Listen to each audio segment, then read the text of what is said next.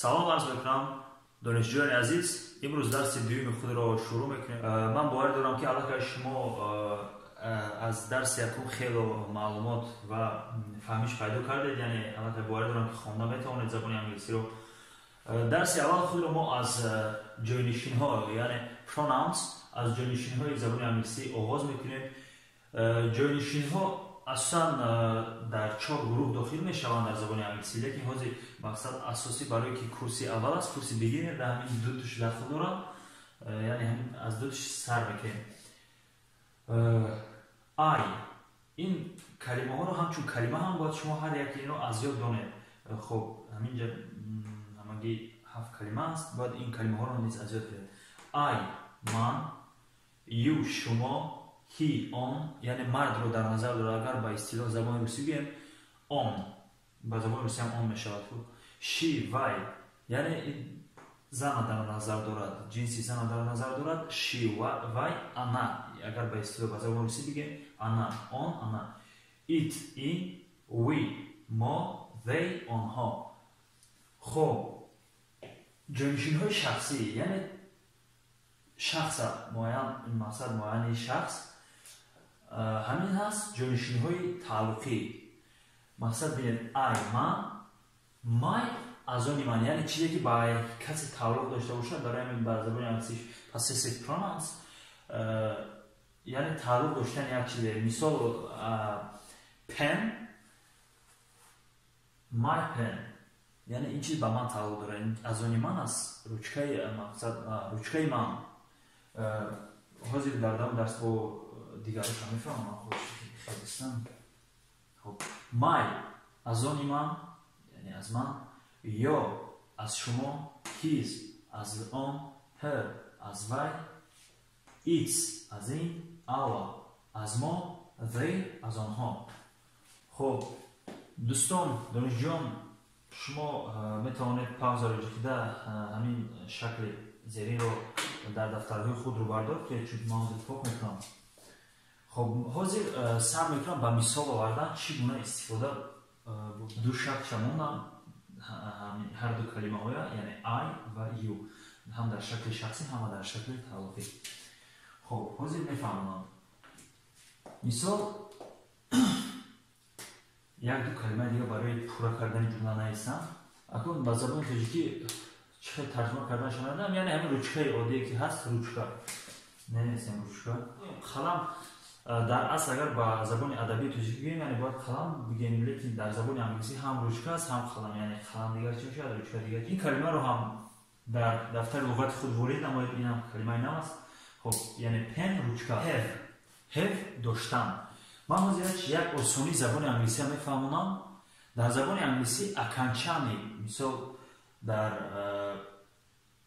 аканчани дар яъне феълҳои дар баъзан феълҳо, дар бисёри феълҳо аканчани, яъне пасванд гуфтани гап нест. мисол мо дар забони тоҷикӣ ё ки умуман дар бисёр забонҳо, дар забони русӣ ҳам ҳамчунон аст.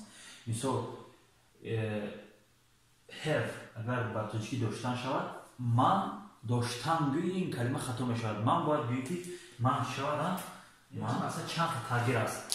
аз калимаи have, яъне доштан, ин шакли масдари, яъне шакли луғавии калимаи дар луғат нависта мешавад. мисол have доштан, лекин вақте ки дар ҷумла истифода баред, ман доштан намегӣ, ин калима аллакай хато мешавад дар грамматикаи тоҷикӣ ва забони русӣ. я имет намегӣ, балки я имею.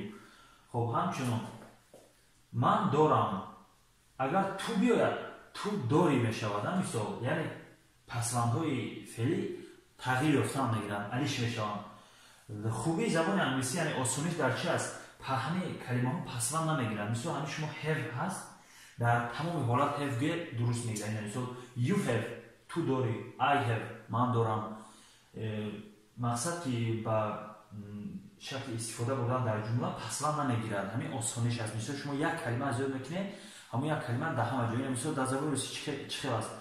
я приехал, ти приехал, агар ту бо пиёда омада бошӣ, бо дигар приехал, я пришел. мисол забони англисӣ мисол ҳамин come, як come дорад. мисол ҳамон яъне омадан come, дар давоми дарс хоҳам навист. дар тамоми ҳолат як хел истифода бурда мешавад, валоки баъзе ҳолатҳо ҳастанд, ҷумлаҳои давомдор пасванди ин мегирад, лекин барои дигар час барои давомнокии калима аст. Нависта гиред дар дафтарои луғат худ ҳамчунин ин ду калимаро pen ручка, have доштан. Хоб ҳозир менависам ба I have a pen. яъне ҳозир тарҷума мекунем ҳамин ҷода як калима зиёдтиҳо масалан ҳарфи a. дар забони англисӣ артикл гуфтанӣ ҳастанд. ман ба шумо ба яъне чӣ хел мефаҳмонам артикл гуфта чия мегӯям. яъне барои умуман тарҷума намешавад, барои пурра кардан ва барои давомнокии ҳамин гапзанӣ дар ҷумла ҳамин омада мешавад. дар забони тоҷикӣ ҳам гуфта метавонам ки артикл вуҷуд дорад, лекин мо дар китобу дар дафтарҳо намебинем, лекин дар мақсад вақте ки гап мезанам муошират мекунем. мисол вақте ки шумо гап мезанед як азан ана рафтум хони вай и кора кардам, ана рафтум абети душанбе. мисол ана у а мисол барои ки калимаҳои часпоне ё ки давомнокии калима пайдо шавад шумо истифода мебаред ана. лекин ҳамин ана агар гири тарҷума кунем ба ягон забони дигар ҳеҷ тарҷума карда намешавад. мисол кани ҳамин калима тарҷума кунем ана абед карда бошӣ, ана субҳона карда бошӣ, хе ба чарогоҳ бирав. мисол ҳаминҷода ана омадаги аст. мисол ана мо ҳам дар забони тоҷикӣ ҳамин артикла истифода мебарем. мо тарҷума намекунем, барои ҳамин равишшинокии давомёбии ҷумла истифода бурда мешавад. ҳамчунин дар забони англисӣ ҳам. дар забони англисӣ се артикл аст. дар давоми дарс хоҳам фаҳм. хоб ҳозир тарҷума кунем. I have a pen. I барои як забони дигар омӯхтан бояд забони худтонро ҳатман хуб донед, чунки мақсад ман агар ҳозир ба шакли грамматикӣ шумо омӯзонам, агар шумо грамматикаи тоҷикӣ надонед ина сарфам ба қими сарфам мемед. хоб бинед дар забони англисӣ вақти дар ҳамин ҳолат тарҷума кардани ҷумла аввал хоб бинед I have اسم حساب نمیشود. پن در اینجا اسم حساب میشود. چی روچکا؟ خب چی روچکا؟ کی من؟ خب در زبان توجیه چه میکنیم؟ همین جایی که وقتی have میبیاد یعنی که در زبان انگلیسی برای ترجمه کردن جو در توجیه وارد جوش نمیکنه. اگر هم که فونی حالت شده ترجمه کنیم I من have داشتم یعنی من دارم روچکا. هیچ وقت ما وقتی که گپ بزنیم من دارم روچکا نمیگیم که من روچکا دارم میگیم. ما اول بعد اسم با دوم اسم استفاده میبریم. یعنی من اول روچکا میگم من روچکا دارم. این چیزا باید شما درک کنید. وقتی از زبان انگلیسی به توجیه ترجمه کنید عیناً اگر هم کلمه با کلمه ترجمه کنید او جمله موافق نمیگیره با زبان توجیه. برای اینکه در زبان توجیه ما اول اسم باز اسم بعد دیگر گراماتیکای یعنی در شکل جمله سازی دیگر گراماتیکای استفاده میبریم. مثال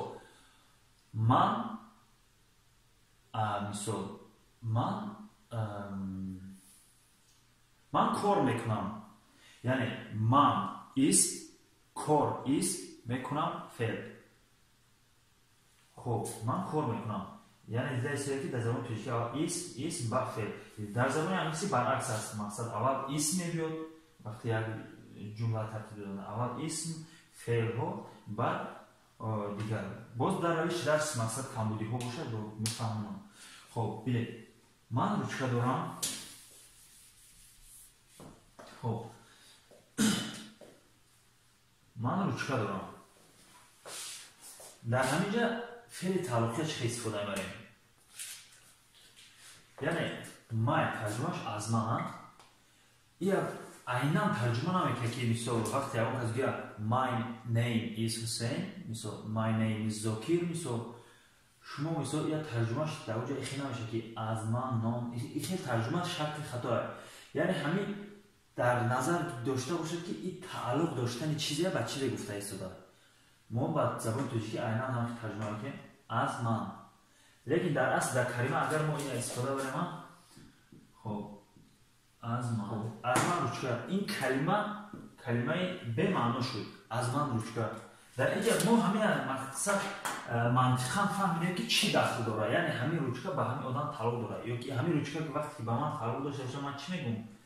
روچکای من менависем ручкаи ман. Инҷа маънои ҳамин калима ки ҳамин чи яъне дида шудаи тааллуқӣ, яъне вақте ки ҳамин ай май аз ман ҳар чизе ки ба ҳамон мақсад дар ин гурӯҳ ба вай тааллуқ дорад, мисол ю шумо ё аз шумо, яъне бинед ман мегӯям ки you have a pen, ту ручка дорӣ.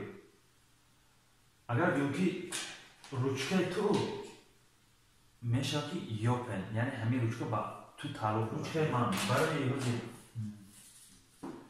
барои пурра кардани ҷумла як ду калимаи нав менависам. Is тарҷумааш аст. Red хоҳиш мекунам дар дафтари луғати худ нависта гиред. яъне боз ман барои мисол кардан ин ҷумлаҳои нависта истодам, барое ки ҷумлаи пурра созам. Is аст мебошад. Is аст мебошад. Red сурх. хоб мисол аз як калима менависам. аввал шумо як каме фурсат медиҳам, худтон фикр кунед мантиқан чӣ мешавад, баъд ҷавоби худтон мегӯям, шумо муқоиса кунед ки ҷавоби фикр кардаи шумо оё дуруст баромад. хоб my pen is red, яъне агар айнан гӯям ҳамаи калимаҳои аллакай навистагӣ ҳастанд, тарҷумаша шумо яъне шинос ҳастед. Pen ручка, is мебошад, red сурх, my аз ман ручка мебошад сурх. шумо ҳамин чӣ хел метавонед тарҷума кунед? мақсад чӣ маъни дорад? My pen is red. хоб агар шумо дар фикри худ гузаронда бошед ки my pen is red, ручкаи ман сурх аст, мешавад тарҷумаш. шумо пас ёфтед. яъне мо айнан тарҷума намекунем, мо дар ҳамҷа фаҳмидем ки ҳамин исм ба ин тааллуқ дорад, яъне исм ҷойнишини тааллуқӣ гуфтани гап. ручкаи ман сурх мебошад. хоб my pen is red, ручкаи ман сурх мебошад. I have a pen, ман ручка дорам. My pen is red, яъне агар ҳамин ручкаи сурх аз ман бошад, ручкаи сурх ман мегӯям I have, мисол хел мефаҳмам. I have a pen, my pen is red. ман ручка дорам, ручкаи ман сурх мебошад. хоб ин шудин ҳамин ҳозир дар шакли хоб you have a pen, you шумо. хоб менависем шумо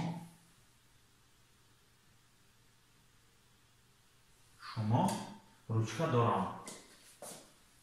чӣ хел шуд? шумо ручка дорам. хоб дидаистед дар забони тоҷикӣ ва русӣ аллакай пасванд дар ҳар намуди феъл бояд пасванди худша дошта бошад, яъне бепасванд хато мешавад. шумо ручка дорам, не шумо ручка доред.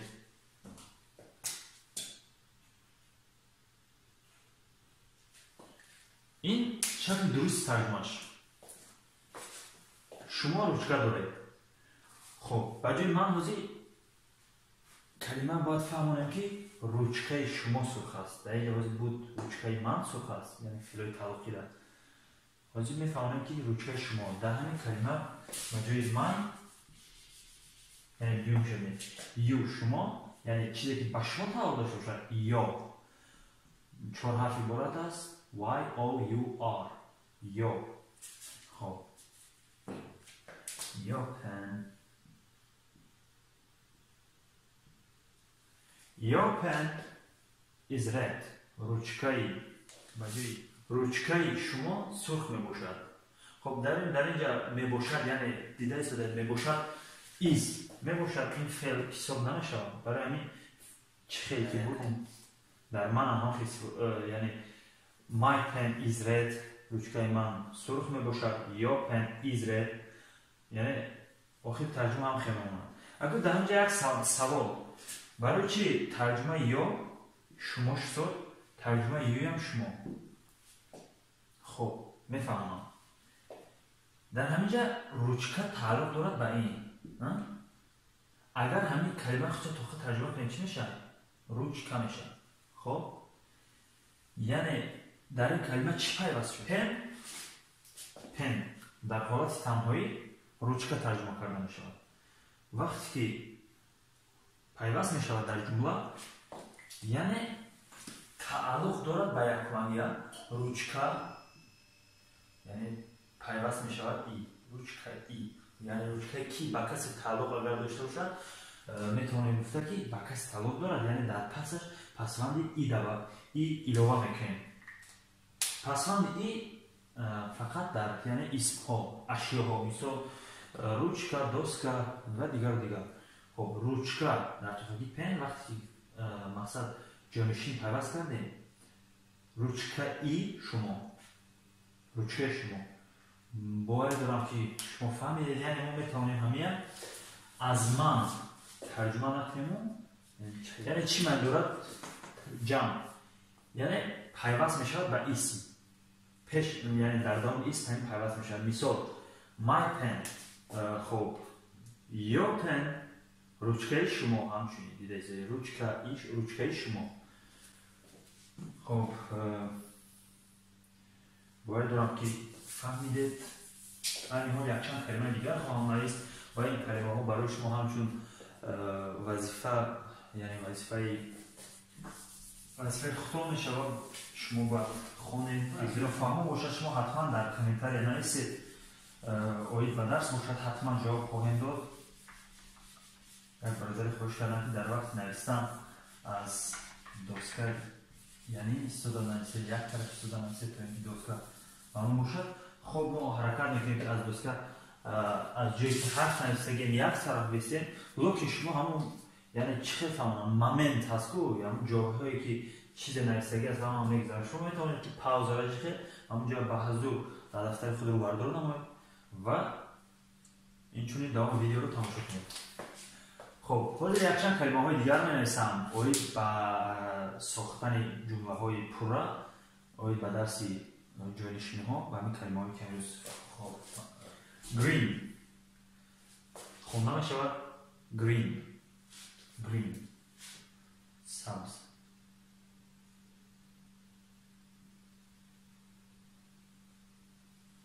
blue کبود.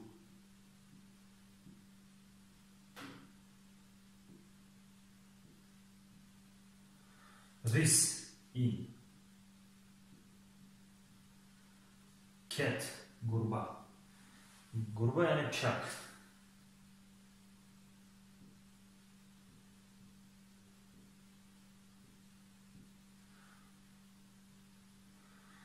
map خریطه.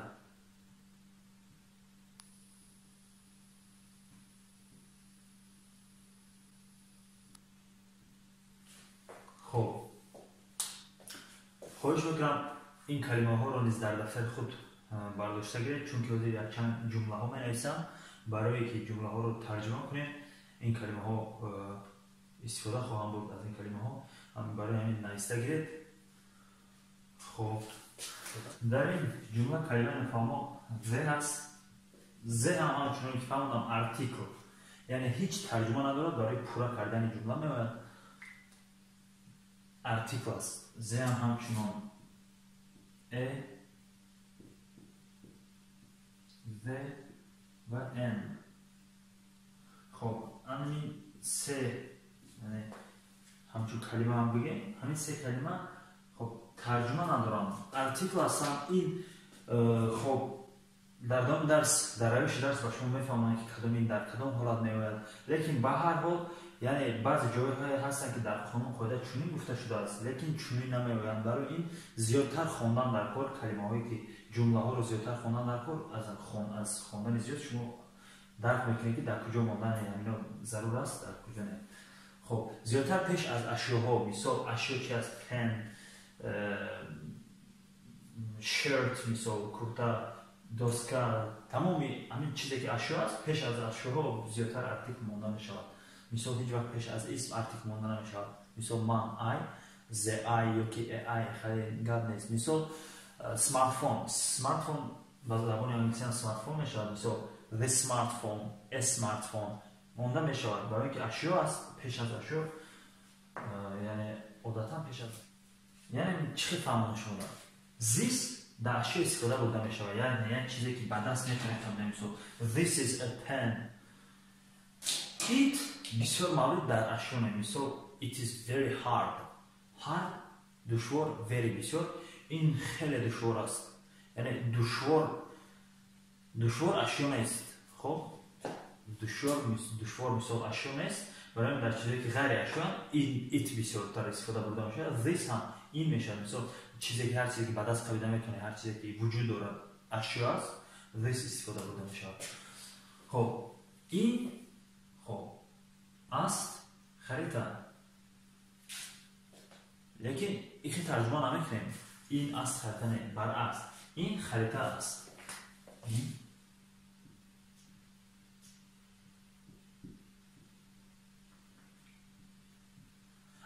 ایست ترجمه شد چون دیدت یا که است یا که میباشد. است میباشد. شما میتونید هم این خریطه است یا که این خریطه میباشد. The map is red. The map is نگفتن آنم هر دو این حرف رو هم به شما فهم دادن که وقتی دو حرف T و H یکجایی بیاد در حالت یکجایی The خوانده میشود. همچنین حرفی س اگر کدامی که مقصد الفبای فارسی رو دارن در الفبای فارسی هست س هست ث.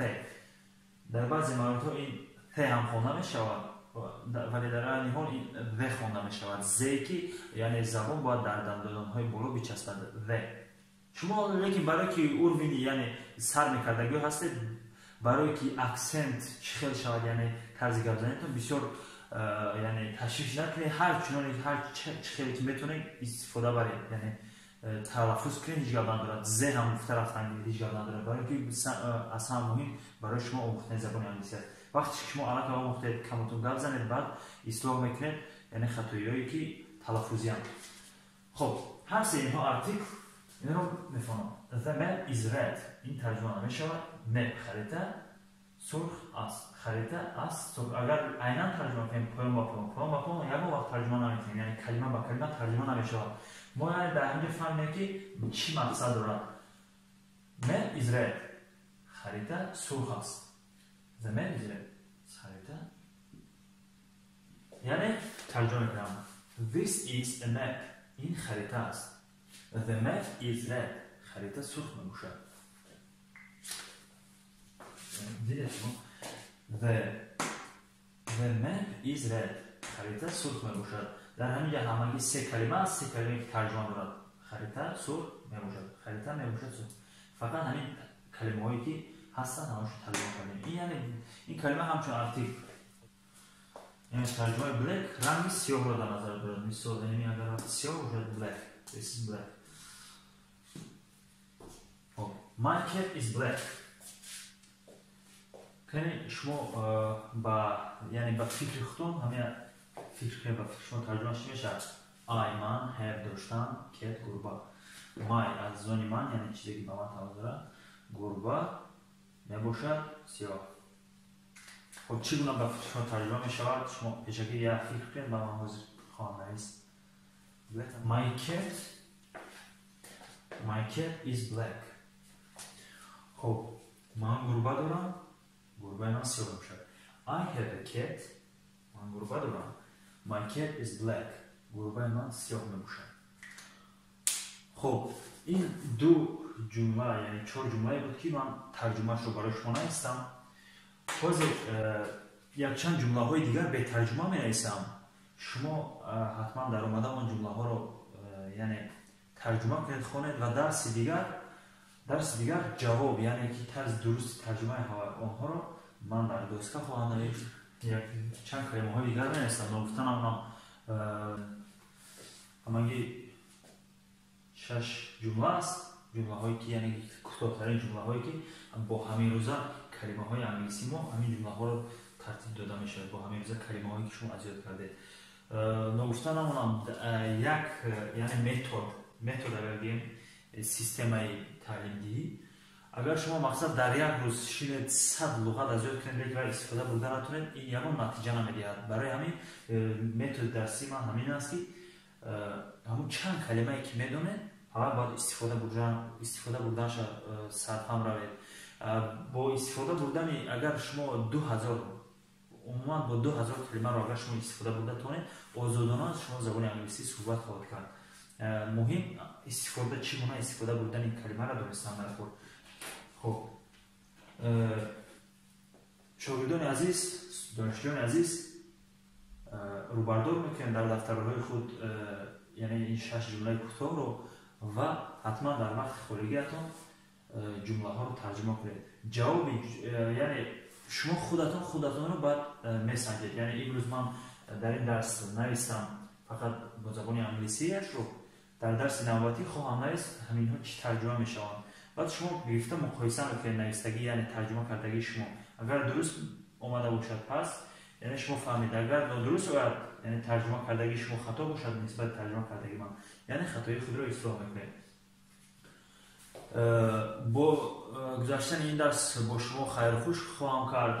یعنی درس دوم خود بود. درس سوم ما رو انتظار شده در همین کانال. دوستان خود رو دعوت نمایید در کانال ما حتما آموزش شوند اگر خواهش زبان انگلیسی آموختن با شما خیر خوش بکنم.